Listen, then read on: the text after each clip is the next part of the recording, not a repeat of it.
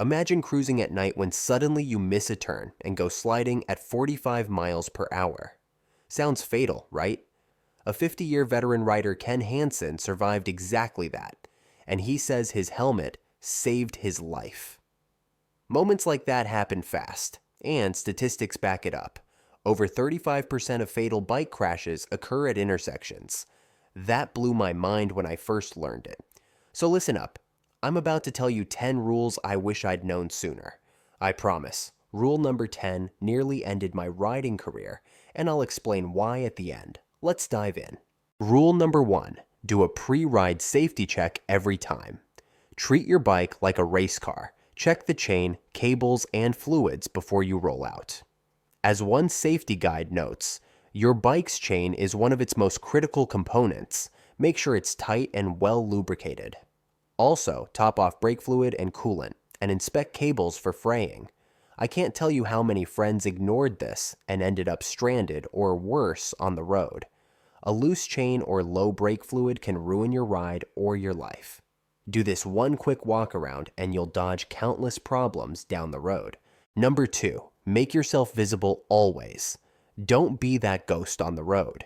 The NHTSA points out that many crashes happen simply because drivers don't see the rider. Combat that.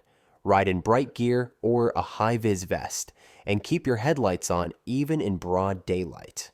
Use reflective tape and signal early. In fact, one study found most riders only start wearing high-visibility gear after they've seen a crash firsthand, and don't wait for a disaster to learn this lesson. Also, whenever you're stopped or creeping through intersections, try to make eye contact with drivers. It sounds simple, but holding a driver's gaze can save your life. I literally make it a game. See that person? Okay, did they see me? When in doubt, honk or flash your lights. Visibility isn't just nice, it's paramount to staying alive. Number 3, master lane positioning avoids the nasty stuff. The middle of the lane is a trap zone. That's where oil drips, coolant puddles, gravel, and debris gather. In wet weather, it turns to ice under your tires. Instead, ride on the left or right third of your lane. Safety instructors recommend sticking in lane position 1 or 3 so you stay out of others' blind spots and off slicks. Switch it up every few seconds so a driver doesn't lock onto you. I used to hug the car in front to stay visible until a parked car's door flew open on me. Now, I always give parked cars an extra buffer, and I'm positioned so I can veer around hazards. Number 4, always have an escape route. This ties into positioning. Never let yourself get boxed in with no exit plan. Keep a healthy gap in traffic so you have breathing room to swerve or brake. If the car ahead suddenly slams on brakes, you need a way out. As one safety manual warns, avoid getting boxed in and keep an alternate path available, just in case. I'll never forget a country road ride where a pickup swerved right at me. Because I was offset to the left and had space, I just rolled on the throttle and zipped through a gap. If I'd been centered or tailgating, it would have been a disaster. Bottom line, see 2 moves ahead, pick a lane spot that gives you options. Number 5. Intersections are prime danger zones. Think everyone will do the right thing? Think again. Data show approximately 35% of fatal bike crashes happen at intersections, often when a car turns left in front of the bike. So approach every crossing like a chess game. Anticipate that the driver ahead might turn left without signaling or not see you. Give right of way even if you have it. And if you see a car creeping up on the other side, cover your brakes. One rider's advice: treat every intersection as if someone's about to pull out on you. In practice, that means don't speed through green lights, scan left, right, left, and be ready to roll back your throttle. If someone does pull out, your quick reaction can save you. Trust me, after seeing too many close calls, this rule is a lifesaver. Number 6. Use both brakes and cover that rear brake. We all love the powerful front brake, but in a panic stop, the rear can make the difference. Always keep your right foot hovering or lightly on the rear brake pedal so you can stomp on it instantly. This isn't about riding like a drag racer, it's about preparedness. Practicing emergency stops taught me that combining front and rear cuts, stopping distance.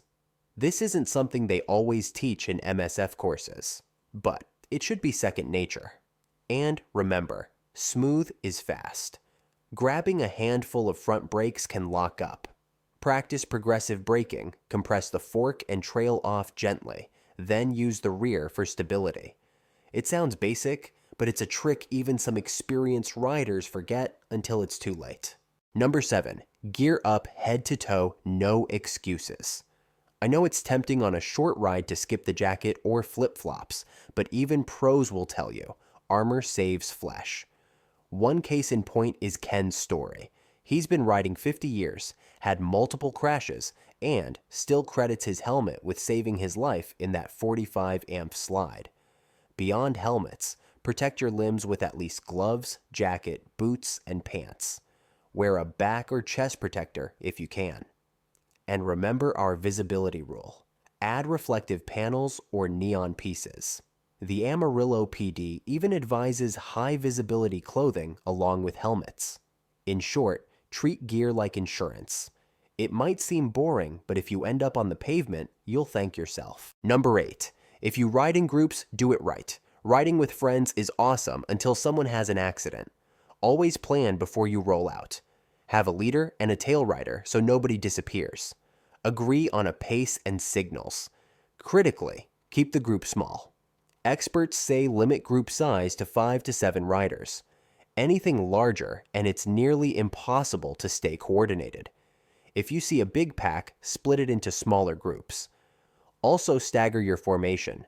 Never ride side by side at speed. Offset in your lane so each rider is visible to the one behind. In my early days, I thought a pack meant all 3 abreast, but in turns or traffic, that was a recipe for disaster. A quick handshake signal or helmet nod can keep everyone in sync. Plan breaks, rest stops, and rally points.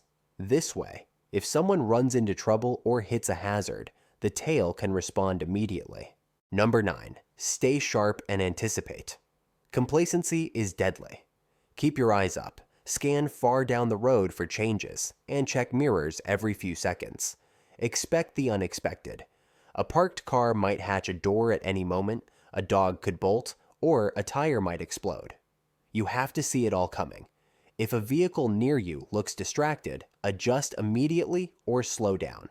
One riding tip sums it up. If you suspect a driver hasn't seen you, slow down or change position. Always be on mentally. That means no phone fiddling on the bike, and definitely no riding when exhausted or impaired. The road can surprise you in an instant, so train your eyes and mind to predict the next move. A split second of alertness beats a second of panic. Number 10. Keep learning and stay humble. This last rule might not sound flashy, but it's the biggest one I learned. No matter how long you ride, there's always someone or something that can teach you a lesson. Take advanced riding courses or track days if you can. Professionals say a single day on a track can teach you more than a year on the street. Watch out for overconfidence. I've seen riders brag about speed and then wipe out on gravel. Your ability ends where the road ends, and every ride is an opportunity to improve. If something almost catches you off guard, analyze it. Did I speed, get complacent, chat too much, and not watch my mirrors? Fix it. The moment you think, I can handle anything, is the moment trouble finds you.